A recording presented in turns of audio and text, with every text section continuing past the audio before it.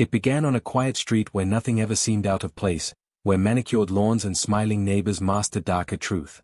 For one black family, moving here was supposed to mean safety, peace, and a new beginning. Instead, it became the stage for a nightmare that no one could have imagined. It started with whispers. Unwelcoming stares. The kind of silence that wasn't peaceful, but heavy, thick with judgment. Every trip to the mailbox felt like being watched. Every step outside carried the weight of eyes that said, "You don't belong here." But the family held their heads high. They believed hard work, dignity, and kindness could win hearts over. Until one evening, everything changed. A knock at the door, loud, forceful, demanding. Outside stood men dressed like authority, but something was off. No badges. No real uniforms. Just self-appointed enforcers hiding behind the power of a homeowners association. They claimed rules were being broken. They claimed control. But what they really carried was hate. That night, the tension exploded. What began as words quickly escalated into violence. A woman, innocent, defenseless, simply standing on her own porch, was struck across the face. The sound echoed like a gunshot through the neighborhood. A brutal reminder that racism doesn't just speak, it acts. It humiliates. It hurts. For a moment, time seemed to stop.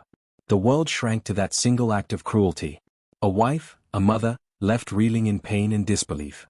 And behind her stood the man who loved her, silent, motionless, his hands clenched, his body trembling with the force of rage he tried desperately to contain. But here's the twist, these men didn't know who they had just provoked. They didn't know that beneath the calm exterior of this husband lived a soldier.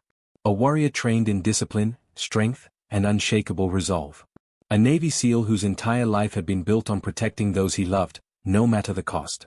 The strike against his wife wasn't just an insult, it was a declaration of war. And when war is declared, consequences follow. The neighborhood thought it was just another dispute. Just another argument blown out of proportion. But what happened next would shake the foundation of their quiet community, and expose just how far one man would go when pushed past the breaking point. Because this wasn't just about a slap. This was about every injustice that had piled up, every insult swallowed, every silent moment of racism endured. And the question that hangs in the air is this: when a man trained to fight back finally decides he's had enough, what happens to those who thought they could get away with hate? Before the nightmare unfolded, life in the neighborhood looked deceptively perfect. Freshly painted houses lined the streets, driveways were trimmed with neat flowerbeds, and the hum of sprinklers filled the morning air. To outsiders, it was the kind of place where the American dream seemed alive. But for Marcus and his wife Alana, the dream carried an invisible weight. Marcus had worn the uniform of a Navy SEAL for over a decade. He was a man built on discipline, endurance, and sacrifice. Years of grueling missions had left scars on his body and memories that lingered like shadows. But after leaving the service, he wanted only one thing: peace. A quiet life where his family could grow without fear. Alana shared that vision. A teacher by profession, she believed in small acts of kindness, in shaping young minds with patience and love. Together, they moved into a suburban community that promised safety and stability. To them, it was a place where they could finally exhale. At first, the days were ordinary. Alana decorated their home with warm touches, plants by the window, family photos on the mantel, laughter in the kitchen. Marcus spent his mornings jogging through the neighborhood, his presence silent but strong, often nodding politely at neighbors who rarely returned the gesture. He noticed the stares, the way conversations halted when he passed, but he brushed them off. After all, he'd faced worse. Still, the unease grew. Subtle things at first, an anonymous note about their lawn being too wild, a complaint about too many guests when Alana's family visited. Their mailbox once mysteriously stood open, letters scattered on the ground. Nothing outright violent, but unmistakably deliberate. Alana tried to downplay it. Maybe they're just strict about rules, she'd say, her voice carrying hope. But Marcus knew better. He could feel tension the way a soldier senses danger before a mission. The air shifts, the silence thickens, and instincts whisper that something isn't right. One afternoon, Marcus came home to find Alana shaken. She'd been stopped on her way from school by two men she didn't recognize, men who claimed to be part of the neighborhood association. They questioned her about trash cans, about unapproved visitors, their tone sharp, their smiles brittle. When Marcus pressed for details, Alana hesitated. She didn't want to worry him. But the look in her eyes told him everything. This wasn't about rules. It was about presence. Their presence. That night, Marcus sat alone on the porch, watching the streetlights flicker. His instincts told him that the whispers, the stares, the sudden confrontations were building toward something worse. He didn't know when or how, but he knew, sooner or later, the mask of civility would slip. And he wasn't wrong.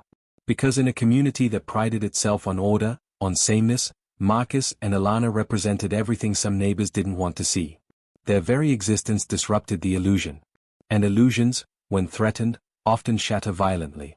What Marcus couldn't predict was just how quickly that illusion would crumble, or how personal the attack would become. The first real sign that things were about to spiral came on a humid Friday evening.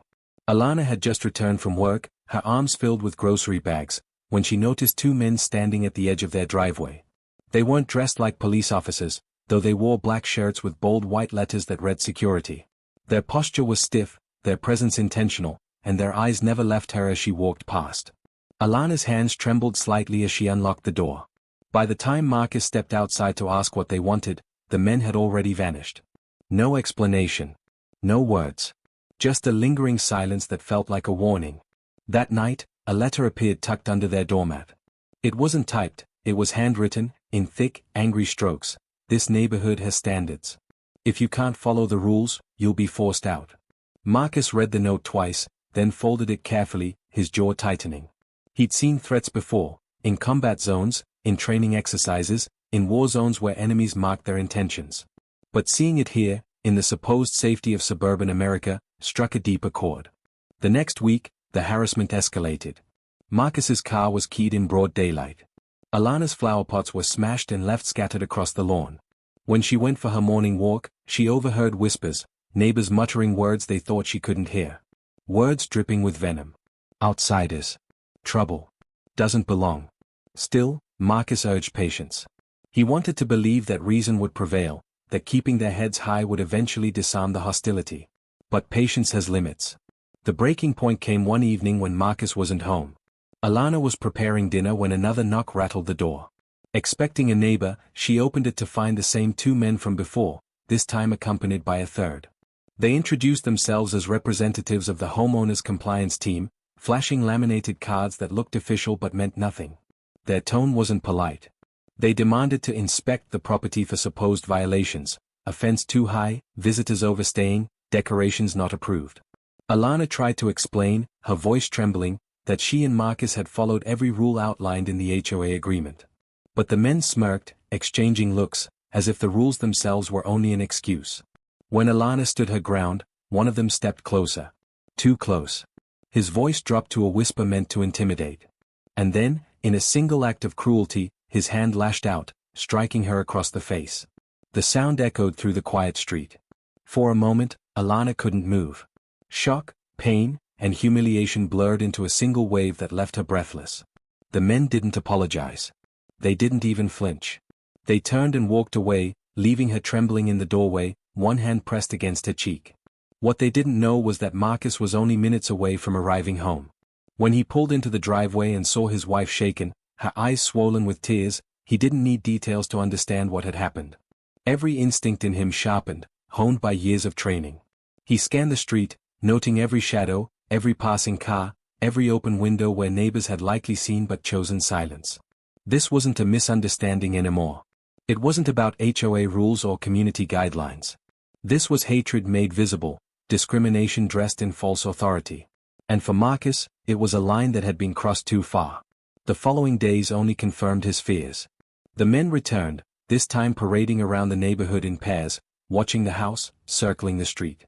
Other neighbors avoided eye contact, pretending nothing was wrong, while whispers spread that Marcus was unstable, that Alana was difficult.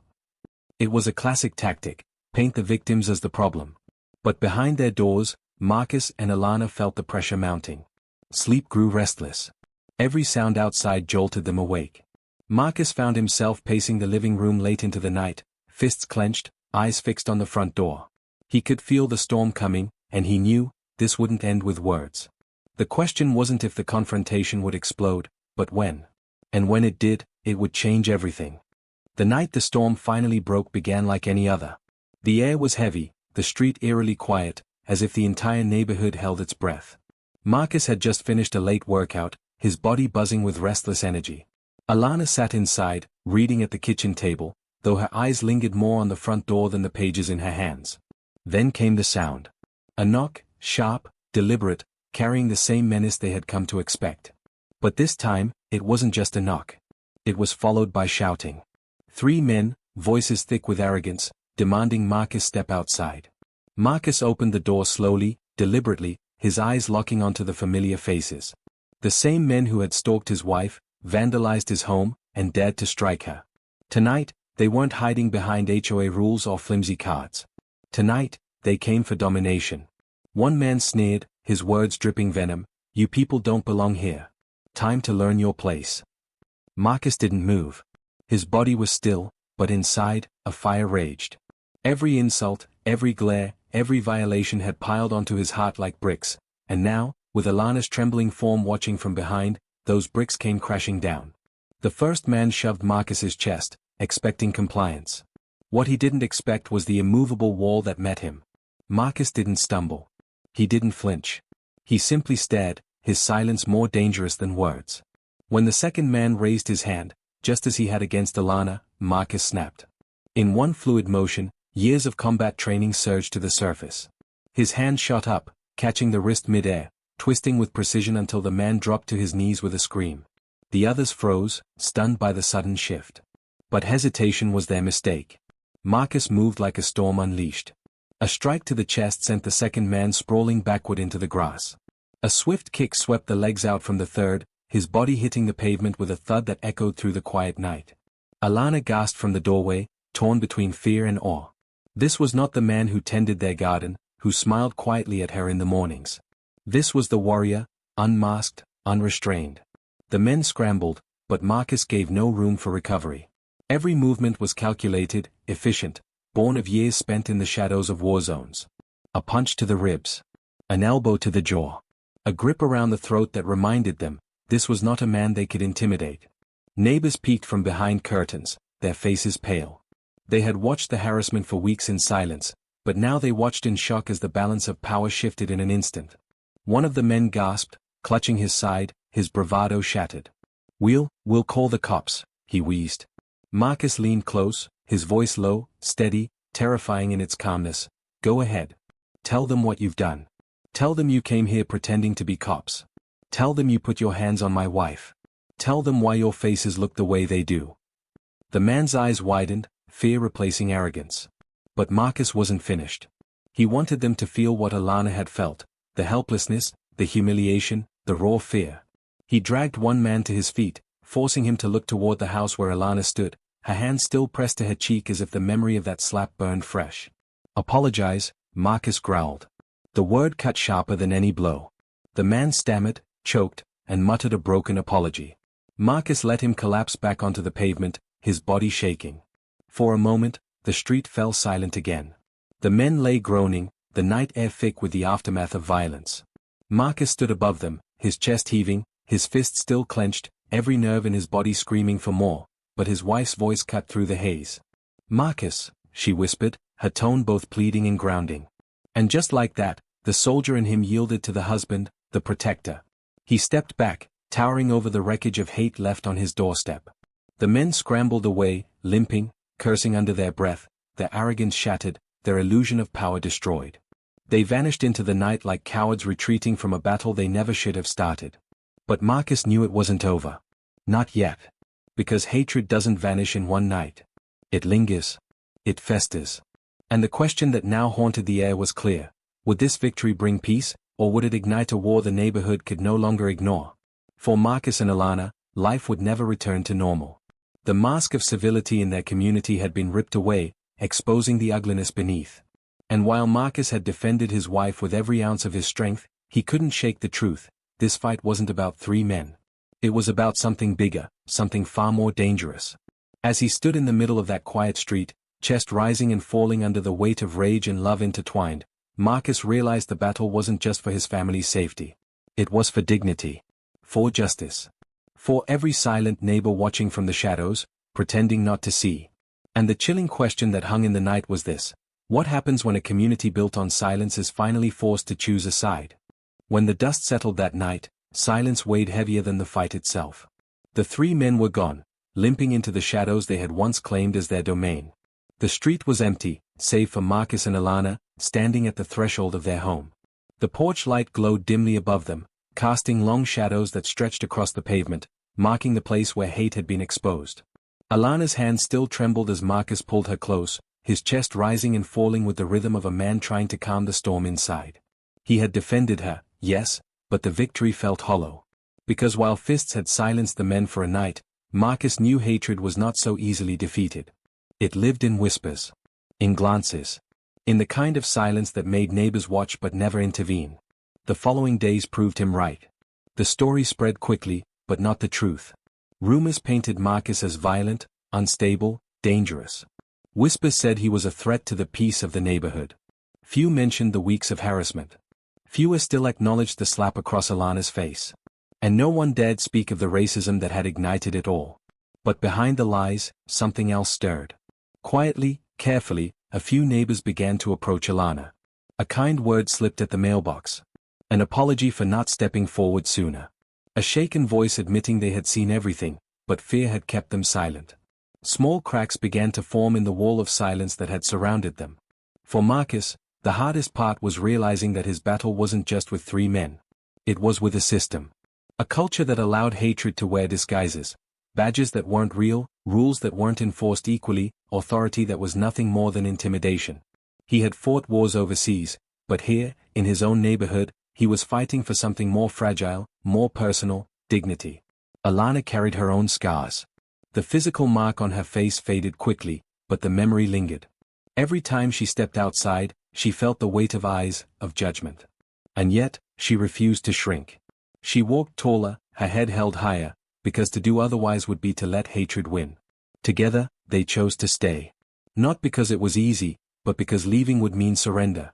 Their home was theirs. Their lives were theirs. And no act of racism, no slap, no threat, no rumor, would take that from them. Still, the question hung heavy, what would truly change? For every Marcus who stood his ground, there were countless others without the training, without the strength, without the chance to fight back. For every Alana who found her voice again, there were women whose cries went unheard, whose pain was dismissed. And that is where the deeper truth of this story lies. It is not just about one night, one slap, or one act of retaliation. It is about the quiet violence of racism that seeps into everyday life. The kind that hides in policy, in neighborhood associations, in systems designed to protect but instead oppress. Marcus's fight was dramatic, yes. But the fight most people face is quieter, and in many ways, far more dangerous. Because it doesn't always come with fists. Sometimes, it comes with denial. With silence. With the kind of complicity that allows hate to grow unchecked. As the weeks turned into months, Marcus and Alana found strength not only in themselves but in those who began to speak up. Neighbors who once stayed hidden now acknowledged the truth. Conversations that had been avoided were finally being had. And though change was slow, it had begun. But the question remains, for all of us watching, listening, remembering, what will we do when hate knocks on our door? Will we stay silent, peeking through curtains, hoping someone else will act? Or will we step forward, not with fists, but with courage, with voices that refuse to be ignored? Because racism doesn't disappear on its own. It lingers in the shadows until it's forced into the light. It feeds on silence, and it thrives when good people look away. Marcus's story is not just his. It is a reflection of countless others, families who have been told they don't belong, who have been threatened, humiliated, or hurt simply because of the color of their skin. And while not every injustice ends in a fight on a suburban street, every injustice leaves scars. Scars that demand recognition, healing, and change. So as you sit with this story, ask yourself, what kind of neighbor would you be? Would you stand in silence, or would you step into the light? Because at the end of the day, this story isn't just about Marcus and Alana. It's about us. About the choices we make, the voices we raise, and the silence we allow. And if nothing else, remember this: racism is not a problem to be ignored until it touches our own lives. It is a fire. And unless we confront it, together, it will continue to burn. So I leave you with this question: when the moment comes, will you be the one who watches from the window, or the one who steps forward to make sure hate never wins?